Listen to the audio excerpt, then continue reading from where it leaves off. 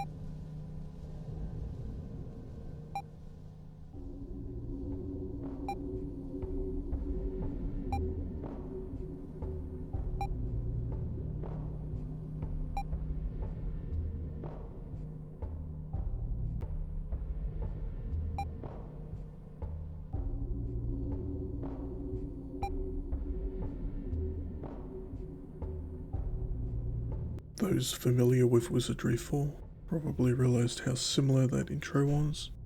Bad guy's defeated, wakes up somewhere else, escapes the room. As for the minions you can summon, there is quite a wide variety. They all have specific roles, benefits, and detriments. I tend to run with a tank, a status dealer, and a healer type. There are many other strategies, but that's what works for me.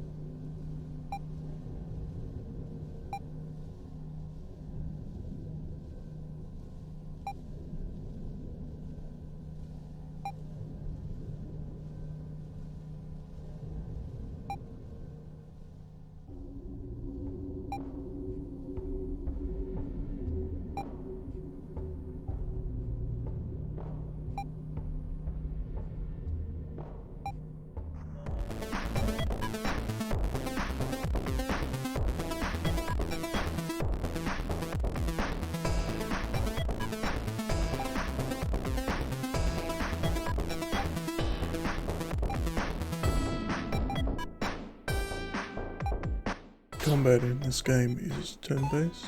You have a choice of a basic attack, a multitude of skills that will accumulate as you play and level up, as well as a defense option or an items option.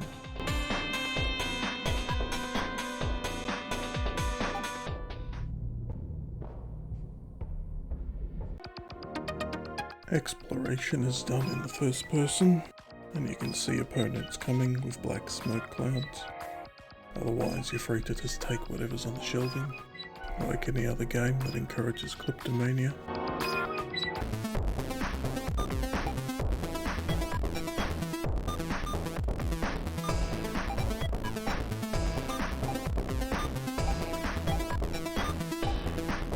The game does a good job of showing your power scaling in the tutorial.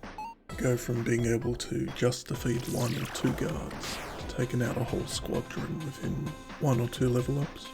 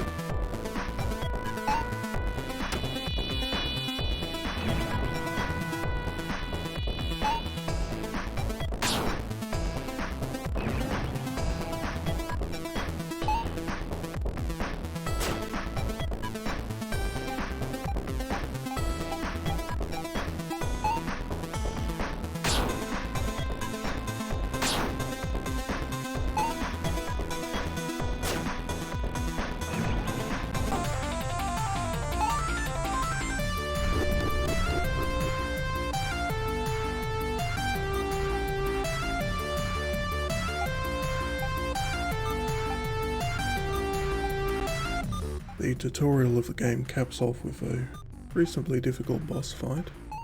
I've read on some forums and whatnot that a lot of people gave up at this point, which is really disappointing to hear, as the game only gets so much better from this point onwards. But, you know, generic millennial jokes, blah blah blah, can't handle difficulty. If the game's too hard, play on an easier setting. I don't see why that's a stigma anymore.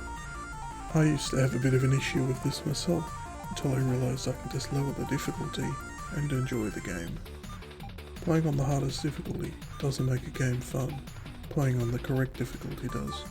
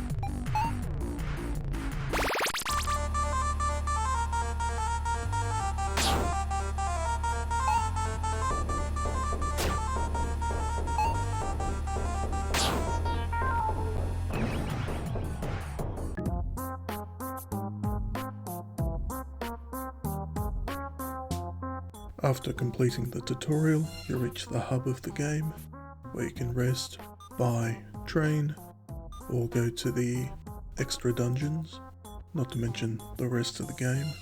And if this has interested you, I suggest checking it out. It is a little rough around the edges in some places, but that's the nature of any game, I think. Nothing's perfect, and I don't expect it to be.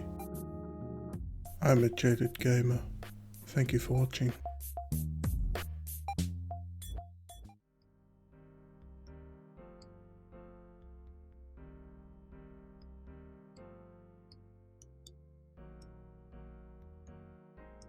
As mentioned, there are a couple of small issues with the game, such as some of the combat animations not really lining up, making it difficult to tell if an opponent is suffering from a dot or not.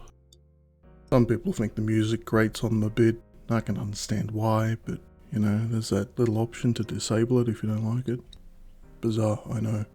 On the plus side, this is one of the few Wizardry clones that isn't being produced in Japan, and this doesn't suffer from the horrible anime plague that has beset the genre. That's a plus in my book. If you don't know what I'm talking about, go watch my I Like Blobbers video. Self-promotions aside, I'm aJadedGamer. Thank you for watching.